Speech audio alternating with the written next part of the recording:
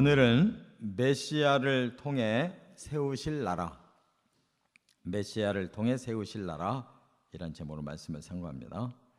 어제는 메시아가 순환을 통해서 죄값을 대신 치르실 것이다, 이런 메시아 순환 사역을 말씀했는데, 이제 그것은 과정이에요. 그게 목적이 아닙니다. 죄값을 이제 하나님이 해결해 주시고, 그리고 다시 이제 회복해서 하나님 나라를 완성하겠다. 이것이 이제 오늘 본문 내용이에요. 그러니까 결국은 죄가 없어야 의로운 나라가 돼야 그 의의 복을 받는 것입니다. 근데 이 세상에서는 그런 원리가 없어요. 그냥 어떻게 해든 결과만 좋으면 된다. 그래서 사람들이 마구 불의를 저지르고 거짓말하고 숨기고 별별 짓들을 다 해서 그럴듯하게 만들어 놓기는 하는데, 이 잘못돼 가지고 불의 위에 세워놓고 악 위에 세워놓고 부정하고 더러운 것 위에 세워놓은 거는 결국 그는 망하는 거예요. 그래서 이 세상은 겉으로 보면 막 낙원같이 보여도 금방 부패하고 다 무너지고 이렇게 안 되는 이유가 불의 위에 세워졌기 때문에, 하나님은 일단 죄를 없애서 의로운 사람들을 이제 만들어서 의로운 나라를 세우겠다는 거예요. 오늘 바로 그 의로운 나라가 어떤 나라냐를 말씀했어요. 우리가 지금 이 선지서를 쭉 읽으면서 굉장히 중요한 방향을 새로 잡게 됐잖아요. 그게 뭐냐면 바로 메시아가 새로운 세상을 만든다는 거예요.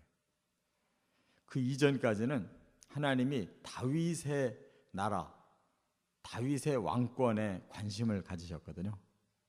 근데 다윗까지는 좋았는데, 그래서 내가 너를 영원한 나라에 왕권을 주겠다, 다윗에게 그러셨거든요. 그런데 그 다윗의 아들 솔로몬이 화려하게 시작은 했는데 아주 갈수록 타락하고 망쳐버렸어요. 솔로몬 죽고 나니까 나라가 두 쪽 났잖아요. 그래서 10지파가 모아서 세운 북이스라엘을 처음 시작부터 우상으로 시작하니까 망해버렸고, 유다 지파와 베냐민 지파로 남아있던 정통한 이 다윗의 그 왕권이 이어진 나라는 20대밖에 못 가가지고 바벨론에게 멸망당했잖아요. 그러니까 하나님이 보실 때 그 아브라함과 다윗의 그 믿음의 혈통이 너무 훌륭해서 거기에다가 나라를 세우려고 했는데 안 된 거예요. 사람이 세우기는 역부족이라는 걸 하나님 아시고, 그래서 아브라함과 다윗의 그 믿음의 혈통 중에 하나님 자신이 메시아로 오신 거예요. 사람의 그 피를 타고 오신 게 아니고 믿음의 혈통을 따라서 하나님이 친히 사람이 되셔서 오셔가지고 이 세상을 의롭게 만들고 이 세상을 의로운 세계를 만들려고 하시는 거예요. 이걸 꼭 기억해야 이 성경의 흐름을 알 수가 있어요. 그래서 아브라함의 믿음을 가진 자, 다윗의 믿음을 가진 자들이 예수 그리스도를 믿고 따르면 바로 그 믿음의 혈통으로 의로운 사람들과 의로운 나라가 세워지는 거예요. 저와 여러분도 거기에 들어온 줄 믿으시기 바랍니다. 이게 성경의 흐름이에요. 그래서 여기는 우리도 이제 들어가야 될 나라예요. 그 세 가지 특징을 말씀합니다. 첫째, 1절부터 3절에 보면 번영하는 나라. 여기 그 번영의 처음 시작은 너무너무 초라해요. 왜냐하면 여기 보니까 잉태하지 못하고 출산하지 못하던 너라고 말씀했어요. 그러니까 이스라엘은 제대로 잉태도 할 수 없고 출산도 할 수 없는 너무 미약한 자들이에요. 그러나 하나님이 선택했기 때문에 그들을 버리지 않고 거기서부터 출발하는 거예요. 그래서 가깝게는 바벨론에서 포로로 살던 자들을 돌아오게 하지만 궁극적으로는 완전히 의롭게 해서 하나님 나라를 세우면 너희는 번성하게 될 거다. 제대로 임신도 못하던 자, 제대로 낳지도 못하던 자들이었지만 그들이 이제 메시아를 통해서 변화를 받으면 새로운 생산이 일어난다는 거죠. 이게 이제는 이스라엘이라는 단어, 예루살렘 단어, 시온이라는 단어가 이제는 전 세계로 확대되고 있는 겁니다. 그 이스라엘 민족에게만 국한되어 있는 게 아니에요. 그래서 하나님은 이제 시온이라는 단어를 많이 쓰기 시작해요. 시온이라는 것은 하나님이 새롭게 세우실 나라의 이름이에요. 다윗이 처음 목숨 걸고 싸워서 정복한 성, 거기가 시온이었거든요, 이름이.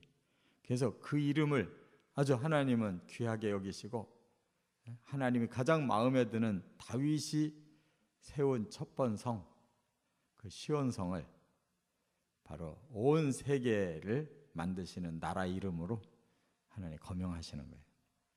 그래서 거기에서는 오히려 홀로 된 여인이 낳은 자식이 많을 거다 이렇게 얘기했어요. 홀로 됐다는 말이 뭐예요? 과부 아니에요? 처녀가 아니라 과부를 말해요. 처녀는 홀로 된 게 아니라 처음부터 홀로였고,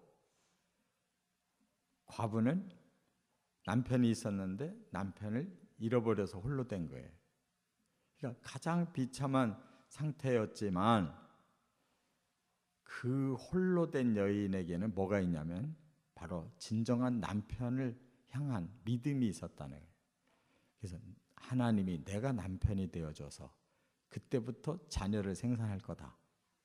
근데 그 자녀가 남편 있는 자녀보다 홀로 있는 여인의 자녀가 훨씬 많아질 거다. 이렇게 말씀했어요.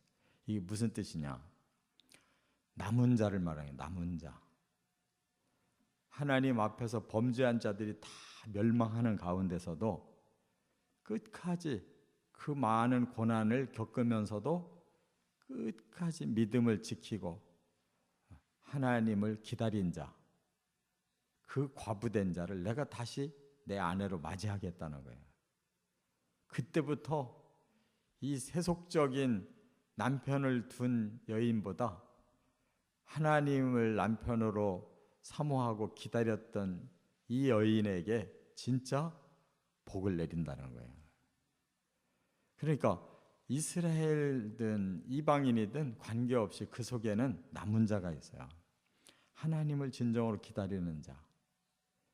그들이 영적 과부인 줄 믿습니다. 우리도 이 세상의 남편을 두고 세속의 삶에 빠져버리면 이 여인이 될 수가 없어요. 우리는 마치 과부된 여인처럼 하나님만 사모하고 기다리는 남은 믿음을 가진 남은 자가 돼야 진정한 남편이신 하나님에 의해서 우리가 새롭게 번성하는 그런 축복이 온다 그 말이에요. 이게 영적인 뜻이에요. 그래서 메시아를 통해서 회복된 나라는 번성하는 나라. 여기 보니까 뭐라고 그랬어요? 열방을 얻을 것이다 그랬어요. 열방이라는 것은 모든 나라를 말하는 거예요. 이스라엘 하나만이 아니라 모든 나라가 다 그 자손들로 가득할 거다. 그래서 한국에도 지금 하나님의 그 자손들이 다시 번성하고, 그렇죠? 온 세계로 이 영적인 자손들이 지금 번성해 가는 거예요. 온 세계 그리스도인들을 말하고 있어요. 지금 이스라엘 사람들 중에도 그리스도를 믿는 이스라엘 사람들, 유대인들, 그들이 메시아닉 주라고 그래요. 주 하면 유대인을 말하고 메시아닉하면 예수를 믿는 유대인이라는 뜻이에요. 지금 그 사람들이 지금 점점 많아지고 있어요. 그 사람들이 진짜 하나님을 사모하는 과부들이에요. 이 땅에 수없이 많은 인류가 있어도 진정 하나님을 사모하고 있는 영적 과부들이 진정한 그리스도인인 거예요. 반드시 번영해진다는 거 믿으시 바랍니다. 두 번째, 4절부터 10절에 보면 영원한 긍휼의 나라. 그 나라는 하나님이 이제는 사랑만 쏟아. 근데 그 사랑이 주고받는 사랑이 아니에요. 그냥 일방적으로 쏟아주시는 사랑. 그게 긍휼의 사랑이라는 거예요. 어떻게 긍휼을 베푸시냐? 여기 보니까 이제 너희는 두려워하지 마라. 왜 두려워하겠어요? 죄진 자들이 두려워하는 거지. 이제 하나님 앞에 다 회개해서 죄를 씻은 자들, 너희는 두려워하지 마라. 이제는 내가 너희에게 긍휼만 베풀 거다. 그러면서 수치를 당하지 않고 부끄러움이 없고 또 젊었을 때 수치와 과부 때의 치욕을 다 내가 다 없애줬다. 그리고 내가 너의 남편이 되었다.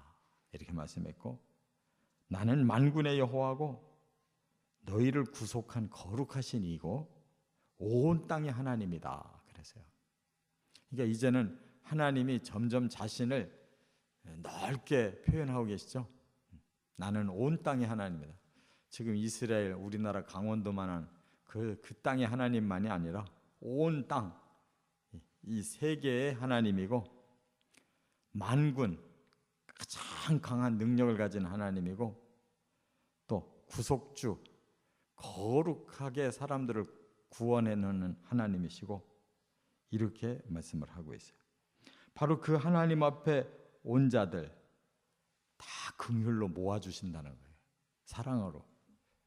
이 기독교의 특징은 죄인이라는 것을 전제하고 누구든지 오면 그 죄 다 용서해 줄게.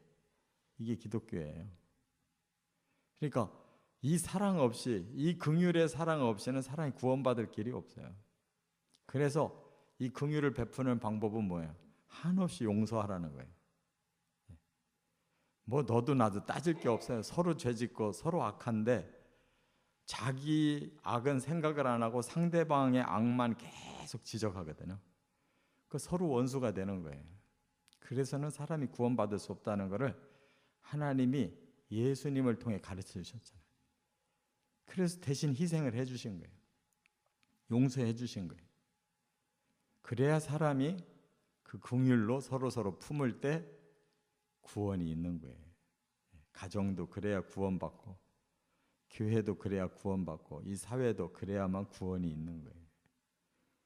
그런데 여전히 내 악은 생각 안 하고 상대방 악만 자꾸 지적하고 미워하고 감정 품고 그러면 끝나는 거예요. 자기 마음부터 지옥이에요. 그래서 한없이 용서해야 돼요. 그래서 바로바로 풀고 바로 또 긍휼을 베풀고 이것이 하나님 나라라는 거예요. 우리 마음에서부터 그 하나님 나라가 펼쳐지고 우리 가정도 우리 교회 공동체도 그런 마음이 실현돼야 하나님 나라가 펼쳐지고 있는 거예요. 깨달으시 바랍니다. 그래서 하나님이 남편이시다. 과거에 따지고 버렸던 하나님이 이제는 따지지 않고 무조건 다 받아들이겠다. 그 남편 앞에 오면 다 구원받는 거예요. 그래서 여기 보니까 이제는 영원한 자비로 긍휼을 주시겠다 그랬어요. 영원한 자비로 긍휼을 주시겠다. 이제는 노아의 언약 같은 언약을 다시 준다 그렇게 말씀했는데 노아의 언약이 뭐예요? 홍수로 심판을 하고 나니까 또 조금 있으니까 사람들이 막 번성해지기는 하는데 어때요? 또 악을 저질러요. 또 악을 저질러요. 그래서 하나님이 그러셨어요. 내가 이제는 다시는 이런 물로 심판하지 않겠다. 사람들을 끝까지 내가 긍휼을 베풀겠다 이렇게 말씀했어요. 그래서 다시 이 세상이 다시 번성해지게 하겠다. 그래서 지금까지 하나님이 세상을 안 치시는 거예요. 노아의 언약 때문에. 그러니까 하나님은 얼마나 우리에게 지금 긍휼로 자비를 베풀고 참고 계시는지 몰라요. 이렇게 하나님의 나라는 하나님이 노하지 아니하시고 책망하지 아니하시고 자비를 베풀어 주시고 화평을 베풀어 주시고 긍휼을 베풀어 주시기 때문에 이 하나님의 나라가 세워지는 것이다. 그 말이에요. 할렐루야. 하나님 나라 가고 싶거든. 우리도 계속 용서해야 돼요. 그 감정을 계속 품고 살면 자기가 용서를 못한 만큼 용서를 못 받는 거예요. 예수님은 그랬잖아요. 용서하는 자가 용서를 받고 용서하지 못하는 자는 용서 못 받는다고. 땅에서 풀어야 하늘에서 풀리고 땅에서 매면 하늘에서 매이는 거다. 세 번째, 11절부터 17절에 공의의 나라다 하는 거예요. 하나님의 메시아가 세우시는 나라는 공의의 나라. 다시 말하면 불의가 없는 나라. 이 세상에 불의가 없고 악이 없고 부정함이 없어지면 어떤 세상이 되느냐. 여기 보니까 화려한 채색을 입힌다 이렇게 말씀했어요. 여기 11절에 보니까 너 곤고하며 광풍에 요동하여 안위를 받지 못한 자여 보라 내가 화려한 채색으로 그랬어요. 그러니까 세상을 싹 바꾼다는 거예요. 그래서 요한계시록 21장 22장에 보면 새하늘 새 땅 새 예루살렘 성이 어떻게 지어졌는가 하는 걸 사도 요한이 환상으로 보고 써놨잖아요. 여기 똑같아요. 여기 뭐라고 그랬어요? 11절 끝에 보니까 청옥으로 내 기초를 쌓으며 12절에 홍보석으로 내 성벽을 지으며 성류석으로 내 성문을 만들고 내 지경을 다 보석으로 꾸밀 것이며 그 사도 요한이 본 천국도 이랬잖아요. 다 보석으로 지어지고 길이 황금길이라고 그랬어요. 대문 12개가 진주대문이라고 그랬잖아요. 지금 요 말씀과 같은 거예요. 바로 이런 나라를 만들어 놓겠다. 이게 천국 아니에요? 궁극적으로 하나님의 가족으로 다시 돌아온 자들을 하나님은 천국으로 들이셔서 반드시 아름다운 세계를 다시 누리게 하신다는 거예요. 꼭 믿으시 바랍니다. 천국은 영혼들만 둥둥 떠 있는 거 아닙니다. 이 세상의 아름다운 것이 다 거기에 모여서 완전해지는 거예요. 완전해지는 거예요. 지금 여행 못 다닌다고 한탄하지 마세요. 나는 내 평생에 왜 가보고 싶은데 못 가고 이렇게 살아야 되냐. 한탄하지 말라고. 천국에 꿈이 없어서 그래요. 이 땅에서 못 보면 끝장나는 줄 아는데 이 땅에서 못 본 거 천지지 얼마나 많이 볼 수가 있겠어요. 우리가 본들 얼마나 보겠어요. 천국이 다 모이는 거예요. 이 아름다운 세계를 버리시지 않는 거예요. 완전하게 만드시는 거예요. 그 나라에서 영원히 살아요. 왜? 의롭기 때문에 그걸 누릴 수 있는 권한이 생기는 거예요. 그리고 모든 하나님의 자녀들이 같이 모여서 여호와의 교훈을 받고 큰 평안을 누리고 공의롭고 그런 세상이 된다는 거예요. 그러니까 얼마나 아름다워요. 마음들이 얼마나 아름답겠어요. 얼마나 그곳이 평안하겠어요. 얼마나 아름답겠어요. 그게 천국인 거예요. 그래서 그곳은 학대가 없고 공포가 없고 분쟁이 없고 무기가 없고 송사하는 일이 없다. 이렇게 말씀했잖아요. 지금 우리가 왜 괴로워요? 이런 것 때문에 괴로운 거거든. 이런 학대가 없고 공포가 없고 분쟁이 없고 무기가 없고 송사하는 일이 없다면 이 세상도 천국 되는 거예요. 그게 의로운 세상인 거예요. 우리는 갑자기 여기서는 막 지지고 볶고 싸우고 죽이고 하다가 갑자기 천국 가는 거 아닙니다. 우리 마음에서부터 바로 이 세계가 의의 세계가 만들어지기 시작하고 우리 공동체 안에서 그것이 실현되어지기 시작하다가 천국까지 가는 거지. 이 땅에서는 개차반으로 살다가 갑자기 천국으로 골인하는 법이 없어요. 여기서부터 하나님 나라를 만들어가기 시작해야 되는 거예요. 가정에서, 교회 공동체에서 이 사회를 점점 그렇게 의로운 나라를 만들어가야 되는 거예요. 꼭 믿으시고 여기서부터 그 나라까지 메시아 예수 그리스도를 통해서 이루어진다는 거 꼭 믿고 순종에 따라가시기를 주의 이름으로 축원합니다.